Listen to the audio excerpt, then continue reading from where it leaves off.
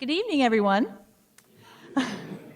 It is great to see such a wonderful crowd of Seton Hall community members, and I know you're going to enjoy this event immensely.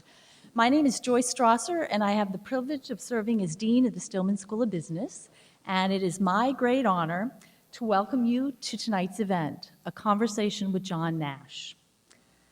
Before I introduce our guest of honor, let me recognize and acknowledge my two Seton Hall colleagues who are going to be serving as moderators for the event. So Dr. Greg Burton, who is Associate Provost and Professor of Psychology in the College of Arts and Sciences, will be representing that unit. And then we have my colleague, Dr. Tony Levisic, Associate Professor and Chair of the Department of Finance in the Stillman School of Business. Now, it gives me great pride to introduce Dr. John Forbes Nash, Jr. Dr. Nash, as you all know, is a renowned mathematician whose pioneer work in non-cooperative game theory has become a standard tool in all areas of economic inquiry. Dr. Nash developed an early interest in mathematics and chemistry in high school. He then attended Carnegie Institute of Technology, which later became Carnegie Mellon, on a full scholarship, and he began his studies as a major in chemical engineering. He soon switched to chemistry and finally to mathematics, earning both a bachelor's and a master's degree in the discipline. Dr. Nash earned his PhD from Princeton University in the field of mathematics. His dissertation research greatly expanded on existing game theory by developing non-cooperative game interactions between players who cannot form binding agreements. As a result of that work, even in very complicated games with multiple players and multiple strategies, it's possible to describe the outcome in terms of a Nash equilibrium, a state where no player can improve his or her own outcome by choosing a different strategy as long as all players have correct expectations of each other's strategy. As a result of this extraordinary work, Dr. Nash was awarded the Nobel Laureate Prize in Economics in 1994. Then, in 1999, the American Mathematical Society awarded him the Leroy P. Steele Prize for his seminal work in differential geometry. Over the years, Dr. Nash's work has illuminated questions not only in mathematics and economics, but also in business, political science, psychology, and biology. He continues his work in advanced game theory, logic, and ideal money even today. Please help me give a warm Seton Hall University welcome to Dr. Nash.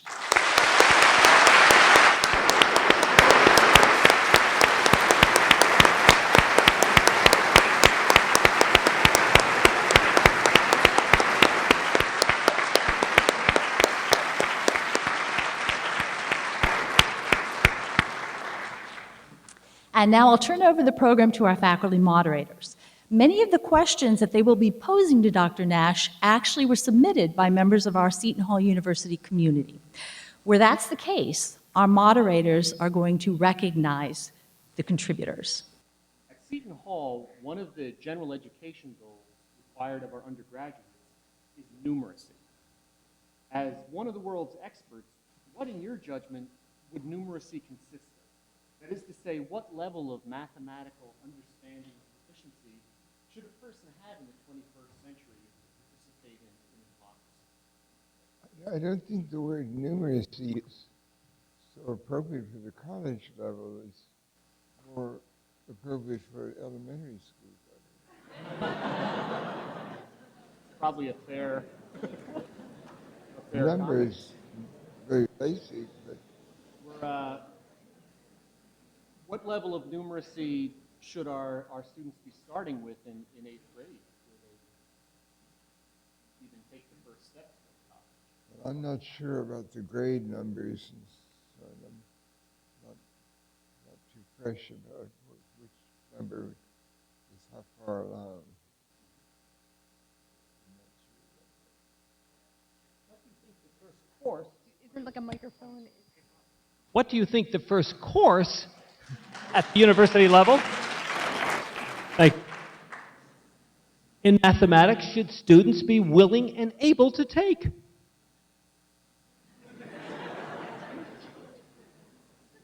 Well, when I went to Carnegie Mellon, I was prepared, already studied some calculus and algebra and trigonometry, and I sort of expected not to be taking those, but they had me taking the calculus again, the standard thing, and well, it was all right, but that's sort of standard, and that was some time ago. You think that nowadays people, I get the impression that they shouldn't be studying anything before the calculus and analytic geometry, that sort of package. And then but there's a lot they can, various structures of algebra that are more, not the most basic that we get in a good high school course. Did your first course, okay, in calculus that you took, was that in high school? No, I didn't actually get it in high school. In fact, I got, there was basic algebra, there was also arithmetic where you solve word problems, which is a good course, because you have to understand more. You don't, routine things. But I got some extra study while I was still in high school. There was a local college. It was a 2-year college, but I got a special course in there, and there's someone was called mathematics. That's where I learned trigonometry, particularly. There's some algebra and trigonometry. I'm not sure it was any analytic geometry.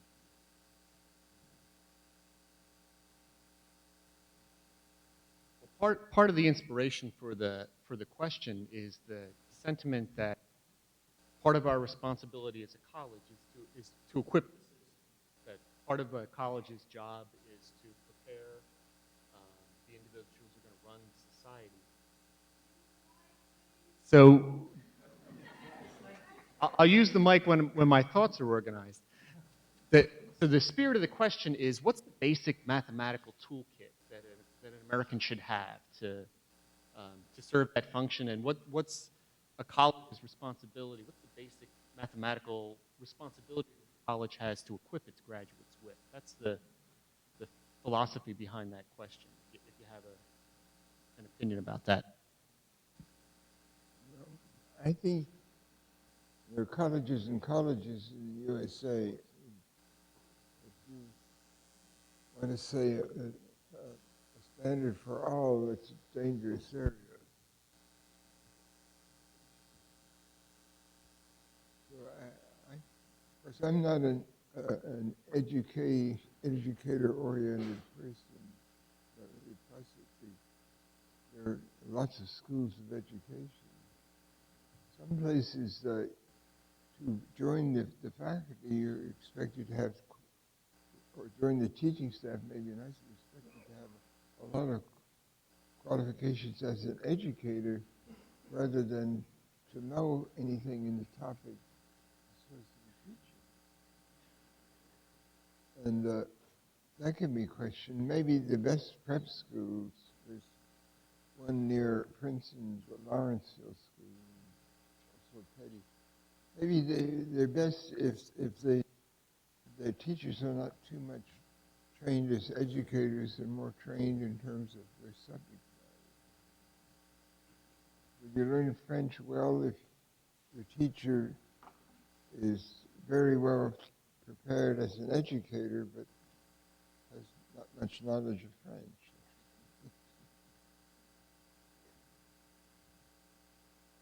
Let's go back to some economic issues, just for a few minutes. When we look at the current state of economic news, We see some positive developments in the US and Europe, for example, such as a slowly improving economy here in the US, but it's mixed with a lot of negative news, stubbornly high unemployment rates, and as you mentioned earlier, looming fiscal cliffs and crises. And this comes really from the audience, a question. Given your unique view, your background, do you use a particular set of indicators to really figure out what's going on? And I'd like to know, too, what is your view? Are we really making progress? I don't use this particular. I'm like a very sort of maybe unsophisticated. I watch markets. I watch the trends in markets, and I'm aware of cyclicity and things like that. And given that you're watching markets and the cyclical nature of markets, is there anything that disturbs you? Well, there's always the possibility.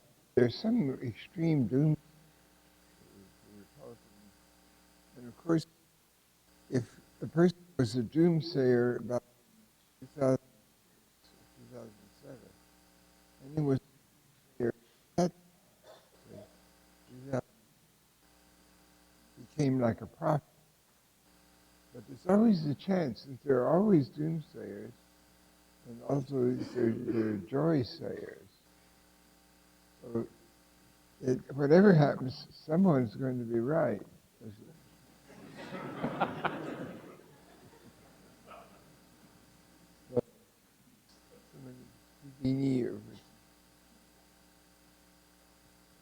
That calls the question to my mind. Can you think of, in your many decades of experience with economics, what's the most fantastically wrong theory that you've heard along those lines of someone who styled themselves as a prophet but fell very short? Well, I'm not sure. The most wrong theory might not have been so conspicuous. I might not have noticed it. Probably don't know. I know there's some curve in height. I'm going to try that question in a little bit of a different vein. If I may dare ask this question, what grade would you assign your Princeton colleague, Ben Bernanke, for his leadership at the Federal Reserve System? Well, this is a delicate question. Of course, I think I should be cautious. One thing I've been critical of, but I think this is something I should be cautious about it, because this is really not so much. It's sort of like a party. It's like, so one could be critical of the social, one could be the opposite of socialism, and so on. So it's not so simple. If you think about it, obviously some very good things have been done by socialists, or socialism has social. Isn't there something called Social Security? Where does that? Does it go to back? And now, if you get very used to it, you sort of expect when you get older, something is coming in. Well, maybe it's a sign of good things done. Maybe it's not good. There is one going into a little digression. There's a paradox in the USA. There's one category of humans in the USA that have been exempted from Social Security. And it's because of their exceptional religious devotion. That the Amish have been exempted. It seems that the tradition of family coherence can be enough that it could be argued that that that they take care of their old people. That is medical values as well. This decision about Social Security was made many years ago, and then there was a later decision that there should not be any other group, any other category that would be treated like this. Introduces a political angle. Maybe it's wrong. Dr. Nash, I wanted to ask a question from the political area. And the question is, game theory has been applied widely in the area of international relations and conflicts between nation states. How applicable are these theoretical approaches in the 21st century when many international conflicts are between armed militias, warlords, and other non-state entities? Well, if the game theory is applicable, which could be argued how well it could be, the thing that a party to the game is the state, something else is not relevant at all to the basically theory. And that's like Machiavelli could think about someone who was a prince or was not. But if that person had power and was able to control with the prince.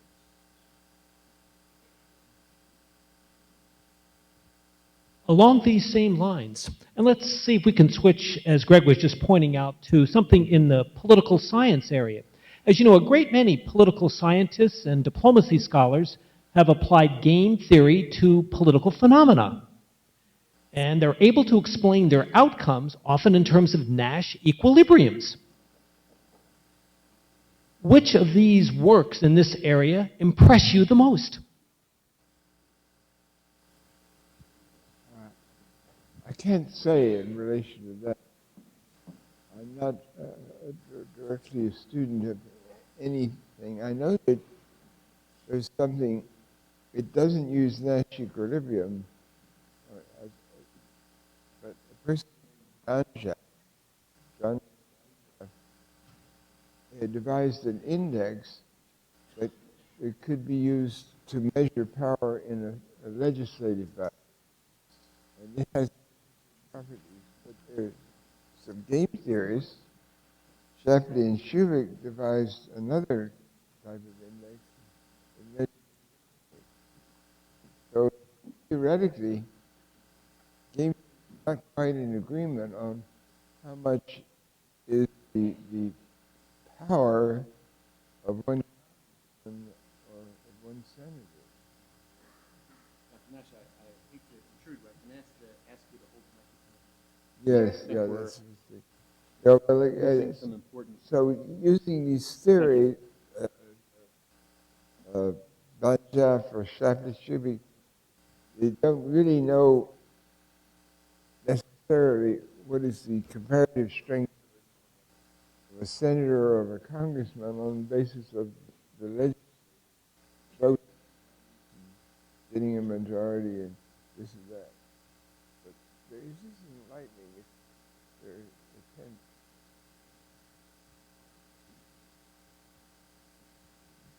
Well, speaking of your extremely wide breadth of knowledge, we noticed that on your website you indicate that you recently have some interest in cosmology and gravitation.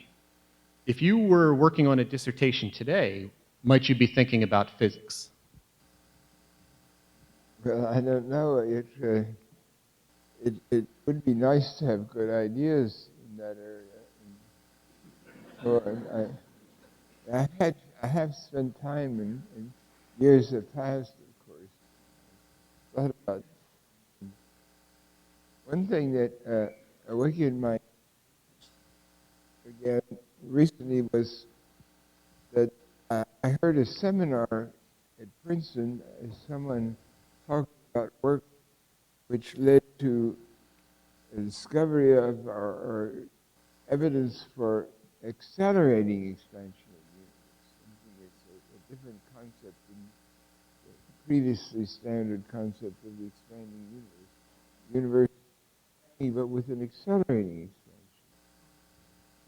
And then it wasn't long after I was in that seminar, well, at that time I began thinking that something I had studied had possibly some relation to that, because studying the accelerating expansion led to the idea of wanting to have dark energy. But this led back to the idea of a cosmology, modifying the equations of space-time. With that, there'd be a different need for dark energy. Less, you could just dispense with one of them, whatever. But I realized that I had worked out an equation system that always included the cosmological constant, or the possibility for it would hold if there was a cosmological constant, and otherwise these Einstein's space-time equation would hold. It's a long story, but dissemination. I may be able to work on that some more in some sense. In fact, that was my next question. I was wondering if you plan on continuing with this work.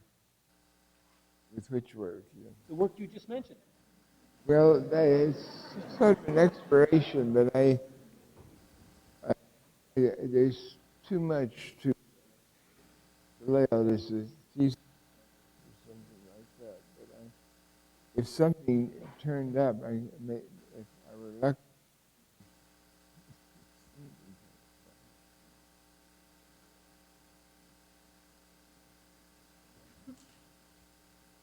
Going back for a moment again to the political arena that you talked about, it seems that one interpretation of your theory could be that, if I put it in these words, if we look at the gridlock that currently besets Congress and state governments, it seems at times the individual or the group that lasts the longest is the one that wins.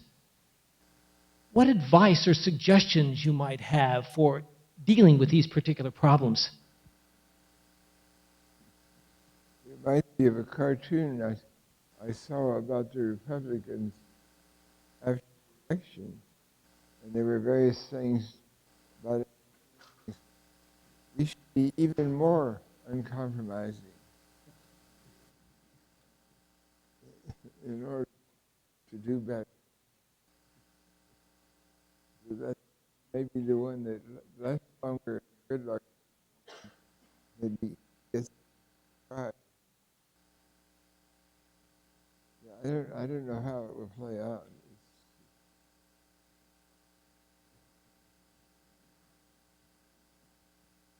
I think we wanted to start to wind down with two questions on a different level. I think Tony, the one, and then we were going to turn for the final one. This actually comes from a student, Charles Velez. He would like to know, and I'm sure the audience would like to know as well, what do you do for enjoyment besides creating revolutionary theories?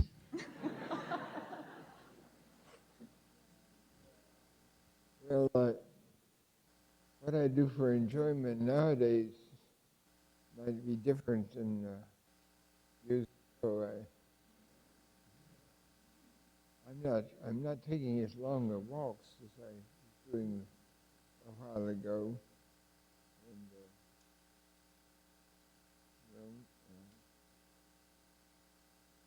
are a lot of things.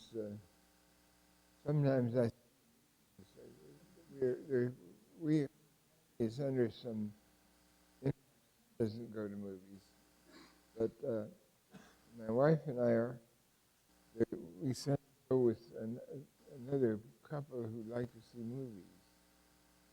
The movies, of course, highest level of civilization nowadays. You have the play on the stage is considered higher than watching a movie, but it's technology than play, performance of a play. And, Any favorites? movies? Yes? Well, I think that Avatar was rather good. And then what was that ship?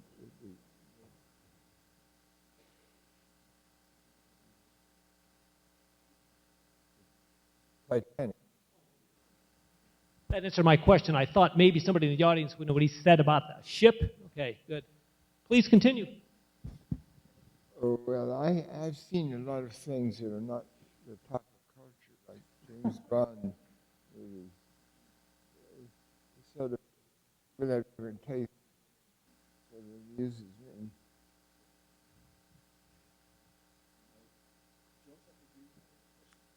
So I'd like to ask you just to close the conversation by giving our students some advice. So you have an enormous group of students here, all beginning their careers in college or starting to think about their careers in the professional world, and I just wonder what advice you would offer them. For students in general? Yes. Well, of course, you should consider yourselves lucky. You may be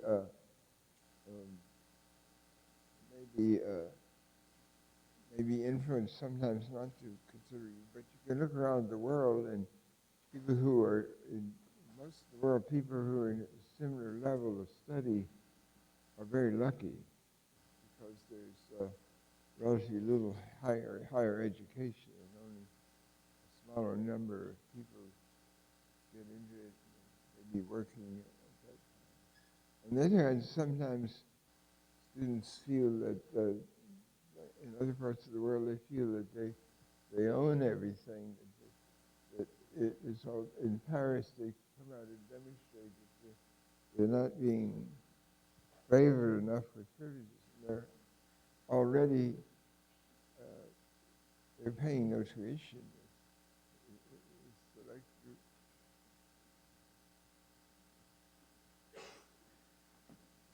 Right, so we'd just like to thank you so much for being here tonight, for sharing your insights with us.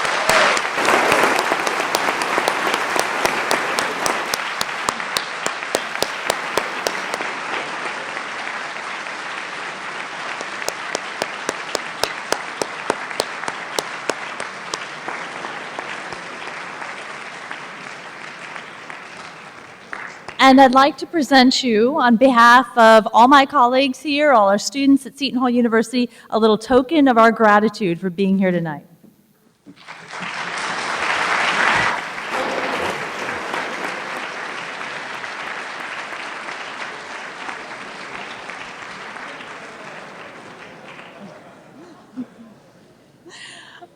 All right, let me just close with a few words of thanks to everybody who made this event possible. First, we're grateful for the support of the President's Advisory Council of the College of Arts and Sciences and the Provost's Office, especially Dr. Joan Getty and Christine Granite. And I also want to thank my colleague, my Stillman colleague, Leonimus, and all our good colleagues in University Advancement for all their help. And a special thanks to the Manganeros who made this wonderful connection between Dr. Nash and Seton Hall University. So thank you everybody for coming. Have a great night. Go Pirates.